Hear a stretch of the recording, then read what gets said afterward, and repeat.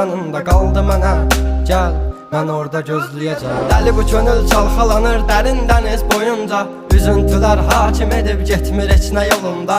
Sən mənim təsəvvürüm, təxəyyülüm, yarım idin. Deyindi kim günahkar səbəbkardı boyuna. Tapmadı gözlər birisini, dözmədi həsrət buna.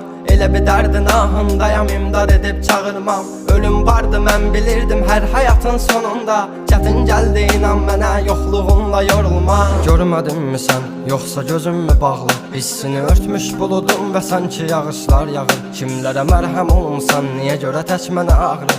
O vaxt əvabinlə indi özgə yarasını sarmı? Danışma sus buna qəlbim, soruşma yarın alını. Çəkəcəm beynimə bir mərmini, qoy təkrarlamasın. O səsin qulaqlarından silinmir illərdir inan. Bu da bir susqunluqdan ibarət, qoy darıxmasın. Dözməyəcəm, çəkəcəm silahı başıma bir mərmiyə. Ölməyəcəm yarın ha.